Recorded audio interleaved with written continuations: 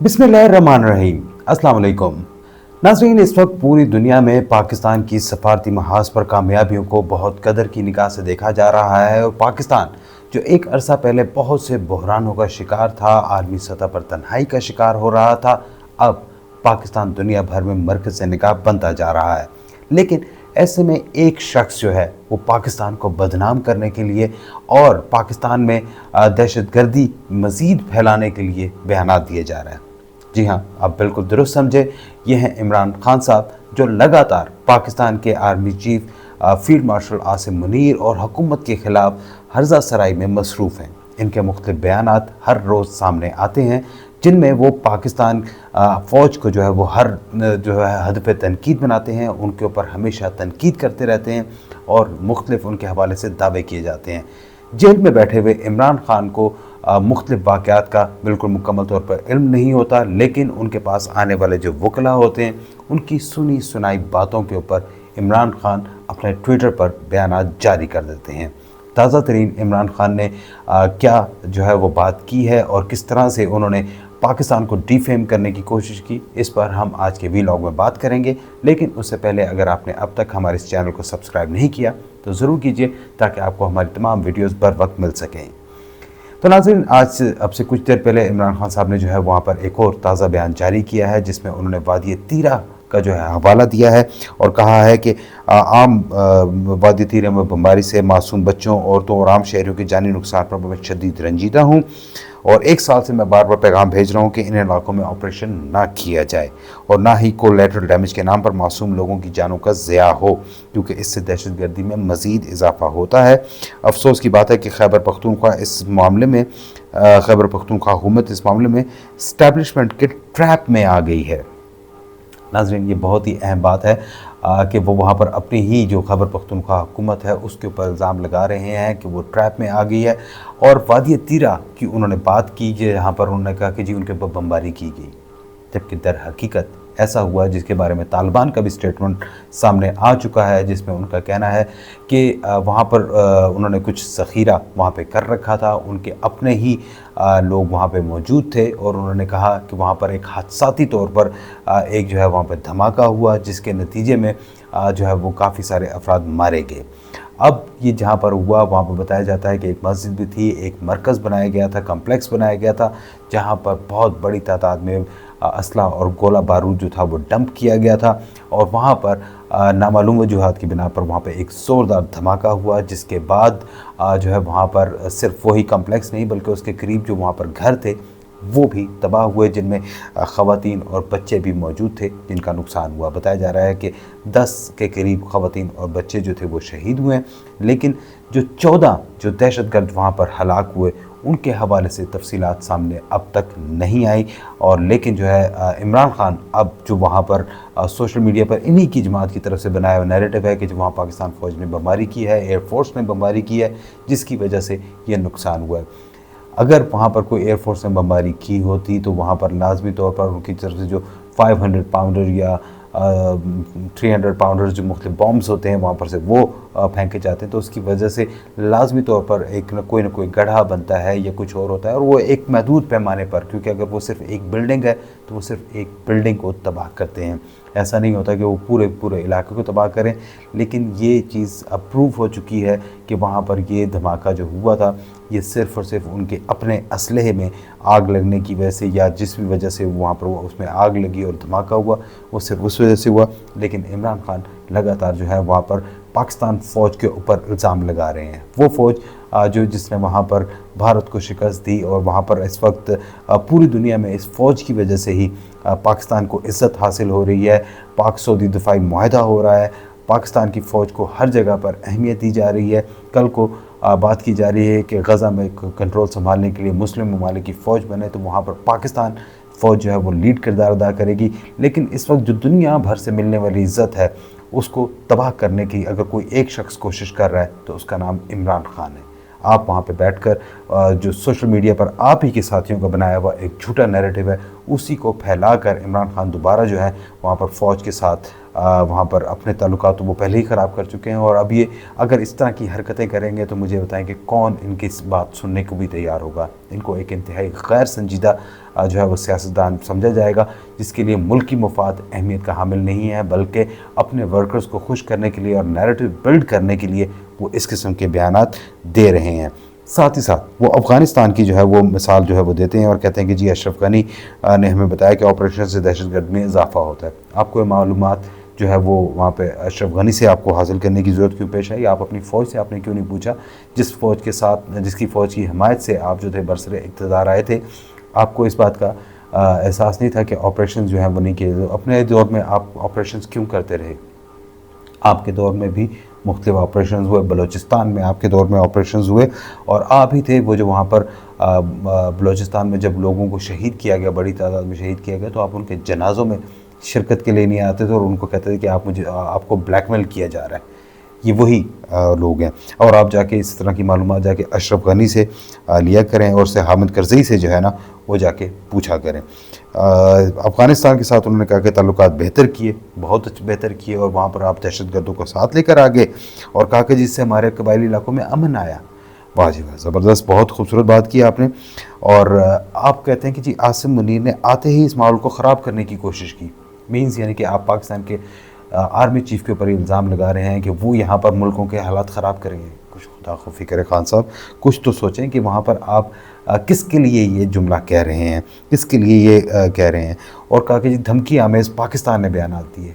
पाकिस्तान ने उनके ख़िलाफ़ धमकी आमेज़ बयानात कभी भी नहीं दिए, और अगर दिए भी हैं तो वो उस वक्त दिए हैं कि जब उन्होंने यहाँ पर बाकायदा यहाँ पर जेब में शनाख्ती दस्तावेज़ डालकर उन्होंने पाकिस्तान के अंदर दहशतगर्दी की है। ये बात प्रूवन है। अभी जो 14 अफराद वादी तीरा का जिस वाक़े का आप जिक्र कर रहे हैं, बताया जा रहा है कि उसमें से बेशतर अफ़गानी थे।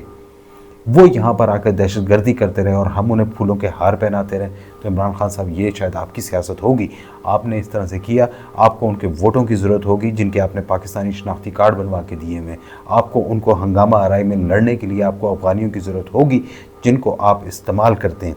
लेकिन पाकिस्तान को इन दहशतगर्दों की कोई ज़रूरत नहीं है। और पाकिस्तान जो है वहाँ पर वो जिस तरह भी होगा वहाँ पे उनको इस तरह से पाकिस्तान से बाहर भी निकालेंगे। उनको आप कह रहे हैं कि जी अफ़गान मुहाजिरीन को खुशउस्लूबी से नहीं बल्कि धक्के देकर मुल्क बदर किया जा रहा है। बिल्कुल ऐसा होना चाहिए, उनको धक्के देकर भी निकालना पड़े तो निकाला जाए। उनके साथ पिछले 40 साल से उनके पास बैठे हैं, उनके मुल्क में जंग ख़त्म हुए भी कई साल हो चुके हैं। अब वहाँ पर 2021 से आज 2025 आ गया है, 4 साल हो गए। अब तो उनके अपनी तालिबान की हुकूमत है वहाँ पर, उनकी एक बिल्कुल इंडिजिनस, उनकी अपनी जो है वहाँ पर उनकी अपनी क़यादत मौजूद है। तो अब ये पाकिस्तान में बैठे क्या कर रहे हैं? उससे पहले जब ये वहाँ पर 9/11 से पहले, आज से 20 साल पहले, उस वक्त ये वहाँ पे क्या कर रहे थे? ये तो खुद वहाँ पर आपस में लड़ने मरने वाले लोग हैं। उस वक्त मुहाजिरीन यहाँ पे आके बैठे थे, यहाँ पाकिस्तान में कारोबारों पे कब्ज़ा किया हुआ है। किस किस तरह से वो यहाँ पाकिस्तान में तबाही डाल रहे हैं, और आप उनको कह रहे हैं कि जी आप उनको यहीं पे रखना है। साथ ही साथ खान साहब कहते हैं आसिम मुनीर के ये सब करने के पीछे भी मकासद हैं। खैबर पख्तूनख्वा में तहरीक इंसाफ की हुकूमत को गैर मकबूल करना। आप बेफिक्र हैं, इस काम के लिए आप और अली मीन गंडापुर काफ़ी हैं। जी फील्ड मार्शल आसिम मुनीर को इसकी कोई ज़रूरत नहीं है। मगरब में एंटी तालिबान लॉबीज़ को खुश करना और जाहिर करना कि आसिम मुनीर दहशतगर्दी के ख़िलाफ़ जंग लड़ रहा है। पूरी दुनिया को तालिबान का ही पता है और पाकिस्तान को भी इस तालिबान की हकीकत का पता है कि टीटीपी के जो दहशतगर्द हैं, तालिबान हुकूमत उनको किस तरीके से प्रोटेक्ट कर रही है, उनको वहाँ पर कुछ भी नहीं कह रही। पाकिस्तान आर्मी जो है वहाँ पर इसके साथ साथ पाकिस्तान दफ्तर ख़ारजा बार बार इस बात पर जोर दे रहे हैं कि अफ़गान हुकूमत जो है वो इस चीज़ को कंट्रोल करे, लेकिन वो इसे कंट्रोल करने के लिए तैयार नहीं है। आप उनको जो मर्ज़ी आप उनको कहते रहें, लेकिन वो तो उस चीज़ को मानने को तैयार नहीं है। फिर आप कैसे करेंगे?